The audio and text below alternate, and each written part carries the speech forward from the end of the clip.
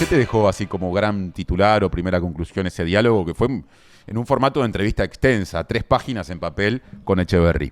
Sí, hubo algunas novedades, ya se venían manejando, pero a nivel de trascendidos de prensa, ¿no? Fuentes del ministerio, en algunos medios señalaban que ya había un decantarse del gobierno por una opción para el transporte metropolitano, pero es la primera vez, creo yo, que una jerarca, y bueno, la jerarca máxima, en este caso el Ministerio de Transporte, confirma cuál es la opción y también adelantó incluso algunas preferencias de ella personales para el tramo de, si bien todavía no están prontas las consultorías, para el tramo de 18 de julio. Yendo por partes, ¿no? Por más que ya lo hemos ido hablando acá, pero no está de más reiterarlo. ¿Cuál es la opción? ¿O cuál sería, digámoslo así, si nos guiamos por lo que la ministra te dijo? Bueno, vamos a escuchar, ¿te parece, Martín, a la ministra? Y acá explica un poco cuál es la opción del ministerio. Hay, obviamente, en los ejes troncales que están identificados, Camino Maldonado, Ruta 8, Camino Maldonado, 8 de octubre, 18, obviamente San Anastasio, Avenida Italia, 18 de julio, como los principales. Por supuesto, hay hacia el oeste también, pero vos tenés la congestión mayor en lo que es el área central de la ciudad. Y allí, en virtud de lo que se viene analizando, es que hay obviamente una factibilidad para los ómnibus articulados. Esto descarta de plano todas las demás. En términos del sistema, no necesariamente, pero hoy estamos viendo como una posibilidad en términos de lo que se va avanzando en el conjunto de los estudios, que es mucho más factible, obviamente. ¿Por qué es más factible? La cantidad tiene en términos de capacidad, son biarticulados los que están planteando, entonces tiene una capacidad de más o menos de 220 pasajeros, por supuesto, con una validación por fuera del boleto, ¿no? Porque el punto es que se gane tiempo, abren las 4 puertas a la vez, tú subís. Lo que tiene además es, desde el punto de vista de la circulación, los ángulos de giro, digamos, también están habilitados y están pensados en virtud de las necesidades de obras de infraestructura que se tienen que hacer. Ahí lo dijo la ministra Etcheverry en un contexto en el que se venía hablando de distintas posibilidades.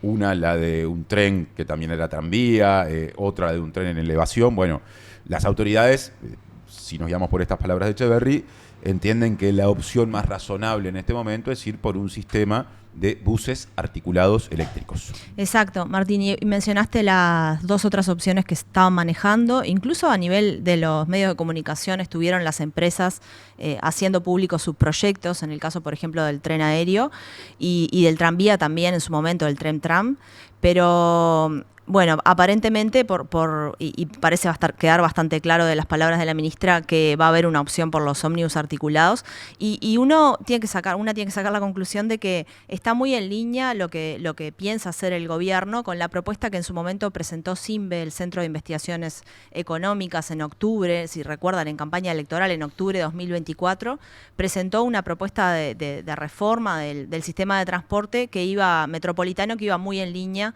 con lo que se piensa hacer.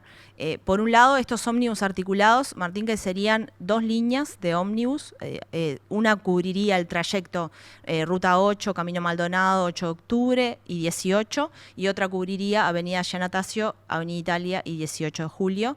Lo que se está previendo en su momento cuando presentó CINVE esta propuesta, y voy a mencionar algunos detalles de la propuesta de CINVE porque va un poco en línea con lo que se quiere hacer aparentemente. Una de las ganancias de esto es la reducción de los tiempos de transporte. La ministra también lo comentó en la entrevista. Se está previendo, según la propuesta de CINVE, que, por ejemplo, se reduzcan 25 minutos en el trayecto de Camino Maldonado 8 de octubre y 27 minutos en el trayecto Avenida San Anastasio, Avenida Italia. Eso si uno lo comparara con lo que demora una persona hoy cuando se toma los ómnibus, los servicios existentes en la actualidad. Exacto, que es de más o menos el trayecto 1 hora 10, 1 hora 20, dependiendo de cada una de estas estas dos tramos, digamos, y se estaría reduciendo en ese tiempo, el tiempo de traslado. Y además la ministra habló de que iba a hacer toda una revisión de las frecuencias que llegan hasta esos carriles, digamos, para que la gente también tenga reducción en los tiempos de viaje para llegar a tomarse esos ómnibus articulados. Eso ¿no? es clave, ¿no? Porque no es que toda la gente viva sobre Camino Maldonado o sobre Avenida Italia y su continuación. Hay gente que vive en barrios que a veces están a 20, 25, 30 cuadras del lugar por el que pasarían estos ómnibus. Y es una pregunta clave, bueno, ¿cómo llega esa gente para poder hacer allí el transbordo? Incluso la ministra mencionaba que hay lugares, y bueno, sabe la gente que vive ahí, de Ciudad de la Costa donde no hay transporte hasta, por ejemplo, Llenatacio, entonces hay que reforzar también ahí. Es una revisión integral. Ella hizo mucho hincapié en que esto no es solamente las tecnologías estas que estamos mencionando, en este caso de los ómnibus articulados, sino también todo lo que implica, todo lo que se mueve alrededor de eso, ¿no? Como para que la gente pueda trasladarse y ganar en reducción de tiempo. Y ahí también es importante, ahora vamos a llegar a 18, pero antes de eso, hay algunos también, habría, por lo menos en la propuesta de Simbe, algunas paradas, si se le quiere decir, subterráneas.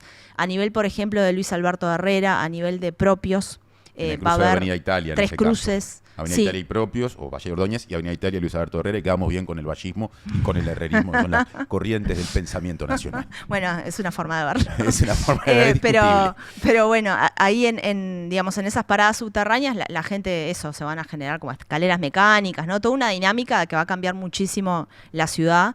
Y bueno, hasta llegar a 18 de julio, que sería el cambio mayor. Ahí la ministra no fue tan enfática como con los ómnibus articulados. Eso es un cuello de botella, ¿no? Ese punto en el que estás marcando, cómo todo esto confluye en la entrada del centro de Montevideo, es todo un tema. Es todo un tema. Hoy tenemos muchísimas líneas que todas terminan en 18 de julio, vienen de distintos lugares de Montevideo y terminan en 18 de julio. Bueno, lo que se está planteando, y la ministra ahí sí no fue totalmente enfática como con los ómnibus articulados, pero sí dijo que a ella le gustaba personalmente, le entusiasmaba mucho la opción subterránea. Y la opción subterránea es lo que propone Simbe, de nuevo, ¿no? Está en línea con la propuesta de Simbe y bueno, lo que han propuesto además otros jerarcas que están vinculados al transporte del Frente Amplio y incluso el Centro de Estudios Económicos, ¿no? Con gente vinculada, el CED, con gente vinculada al Partido Nacional, también ha planteado cosas similares, se podría decir. Pero bueno, esta opción subterránea lo que iniciaría sería en Fernández Crespo y terminaría en la Plaza Independencia. Vamos a escuchar lo que decía Echeverri de esta opción. Parte de estas consultorías hay una parte que es fundamental que todavía no se ha terminado de entregar, que es la que va a permitir tener los insumos para tomar las decisiones, ya sea por la factibilidad o eventualmente si se descartara. Hay que tener, ¿no?, los estudios más rigurosos posibles para tener certeza de la decisión, sea a favor o no. Y si bien todavía te faltan elementos, personalmente hay una percepción de cuál sería la opción más conveniente. Bueno, lo que pasa es que, claro, para nosotros es una oportunidad enorme porque no solamente desde el punto de vista del transporte público, que es un componente extremadamente democratizador, ¿no? Por todo, porque es el acceso al estudio, al trabajo, a los bienes culturales, ¿no? La movilidad, la conectividad, sino porque te permite, como externalidad positiva, avanzar también en un aporte a la transformación de la ciudad, ¿no? Entonces, vos decís lo subterráneo, la opción subterránea. Claro, porque implica una reconfiguración también urbana, que por supuesto tiene externalidades positivas, pero tiene otras que hay que ir administrando. Por eso la importancia de que son los gobiernos departamentales que tienen que estar en la toma de decisiones. Bueno, es muy interesante este fragmento. Montevideo tiene algunas soluciones subterráneas, la más notoria, el túnel, que menos mal que existe en la zona de Tres Cruces, y aún así esa es una zona muy complicada, pero algo como este eventual túnel que se plantea de una extensión mucho más importante de Fernández Crespo a Plaza Independencia, debemos estar hablando, no sé, de cerca de 20 cuadras, capaz que cerca de 2 kilómetros. Se calcula, ahí sí. Está, 2 kilómetros. Exacto. Es algo que la ciudad no conoce, en una ciudad que aparte, cuando se plantean las discusiones con respecto a la ausencia del subte, que no es algo que esté planteado ahora, aclaro, siempre tropieza con una objeción que me pregunto qué vigencia tiene a esta altura del partido y de los avances tecnológicos que estaría supuestamente asociada a las dificultades de excavar que hay en el suelo de Montevideo, que habría en función de la composición de ese suelo. Entonces, en ese sentido es muy innovador lo que se propone, porque viene a romper con todo eso, en el sentido metafórico y en el otro, pero al mismo tiempo genera por lo menos reparos, nada menos con la Intendencia de Montevideo. Sí, nosotros hace poco en La Diaria le hicimos una entrevista al intendente de Montevideo, y si bien él no fue del todo explícito, tenemos entendido de que la Intendencia de Montevideo está un poco preocupada por esta opción, porque genera toda una serie de distorsiones, bueno, se imaginarán a nivel de la movilidad, del comercio, y genera costos también, que hay que cuantificar, ¿no? Y además, bueno, respecto a lo que decías, Martín, de la cuestión del suelo, yo le pregunté específicamente a eso al intendente, y él me dice que, bueno, que en realidad ya a nivel de los avances tecnológicos, esa imposibilidad que en su momento se comentaba, ya no es tal aparentemente, y bueno, se podría hacer sin problema, a pesar de las características del suelo de 18, ¿no? Interesante Bueno, apunte ese, porque viniendo de Vergara, que tiene reparos con respecto a esa posibilidad, por lo que implicaría en complicaciones, digamos. Sin embargo, no pone como excusa la cuestión de la excavación. Ahí reconoce que a esta altura es más fácil de hacer que hace, no sé, 100 años, cuando en otras ciudades se hacían subtes que acá, o metros que acá nunca se hicieron. Claro, y después otra dimensión tiene que ver con los costos, ¿no? ¿Quién paga todo eso, toda esa distorsión, por ejemplo, que puede llegar a generar? Respecto a los costos del proyecto, no específicamente sobre esto, sino los costos totales, lo que dice la ministra es que, bueno, van a financiarlo con préstamos, organismos multilaterales, el BID, la CAF y el Banco Mundial van a ser quienes presten a Uruguay en distintas proporciones, ¿no? Cuando esto salga adelante. Según la propuesta de Simbe, lo cuantificó en 528 millones de dólares. La propuesta esta, que como decía, es muy similar a lo que finalmente se termina haciendo, habrá que ver cuánto finalmente cuesta, porque se están haciendo consultorías de todo tipo, ¿no? Consultorías sobre el tráfico, consultorías sobre los semáforos, sobre los tiempos de viaje, sobre las frecuencias que existen, de todo tipo. Hay consultorías que están en marcha y algunas están por terminar, decía la ministra. Así que bueno, veremos. Seguramente en breve tengamos novedades, porque la idea es que se tomen las decisiones en este año, según lo que decía la ministra, y ya el año que viene se empiece con las licitaciones. Hablaste, por supuesto, que mucho de este tema con la ministra, pero no todo se circunscribe a los ejes, viéndolo desde Montevideo, 8 de octubre y Avenida Italia. Hay otras vías de acceso a la capital y de salida, por ahora para carga, y me quiero centrar en eso porque hablaste también del ferrocarril central. Sí, en el caso del ferrocarril, bueno, la intención del ministerio es incorporar, no solamente reforzar lo que significa el transporte de carga, que actualmente en realidad tiene un usuario que es UPM, el ferrocarril central, por ejemplo, sino poder que lo usen más empresarios uruguayos, más productores, y también incorporar más el transporte de pasajeros con fuerza. Actualmente decía la ministra, hay solo una línea de transporte de pasajeros que es de Entre Rivera y Tacuarembó. En tren. En tren, exacto. Todo hablamos de tren, hay solo una línea y tiene, aparentemente, según lo que decía la ministra, hace como 4 años que no se mantiene, o sea, tienen problemas de mantenimiento, y la intención del gobierno es mantenerlo, porque lo usa mucha gente que no tiene acceso a otra forma de transporte, es su única vía de transporte.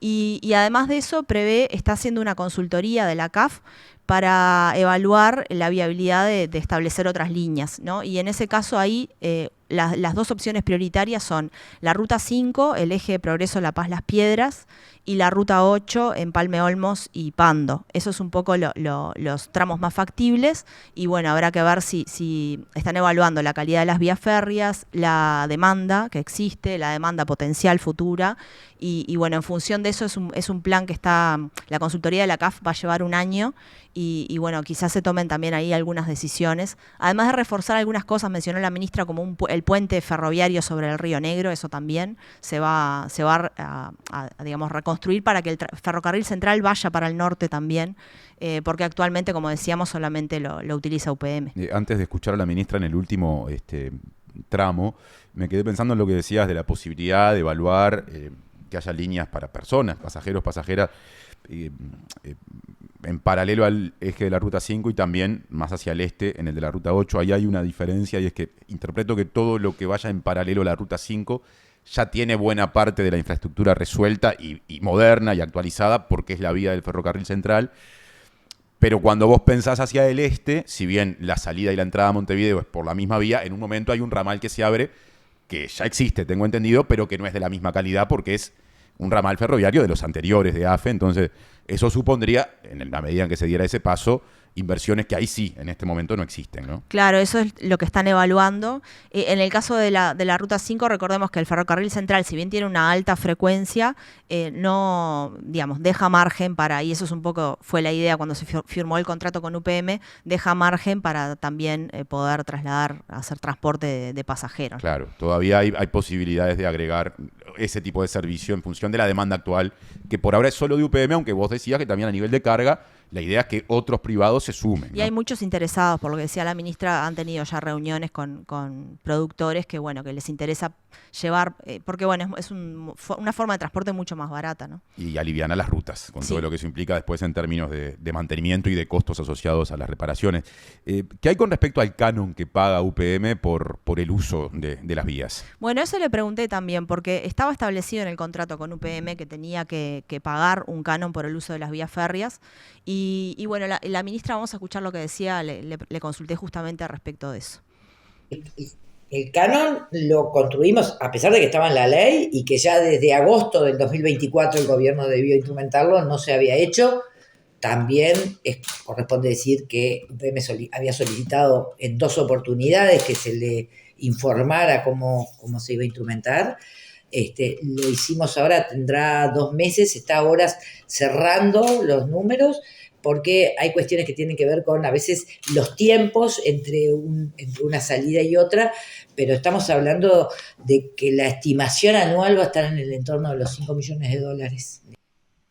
5 millones de dólares que pagaría por año UPM por el uso de las vías, y ese es dinero que ingresa al Estado. Sí, pero se va al mantenimiento de las vías férreas íntegro, ¿no? También. Una acotación, Martín, interesante también es que es la apuesta vial del gobierno en este periodo. Lo que decía Lucía Echeverri es a reforzar la malla existente, es decir, reforzar rutas que hoy están en un estado malo, digamos, para la circulación, y, por ejemplo, la ruta 26 que va de este a oeste, y también habló de la ruta 11, la ruta 2 y la ruta 4. Esas son un poco las prioridades del gobierno de hacerlas más transitables para el transporte de carga y también de pasajeros.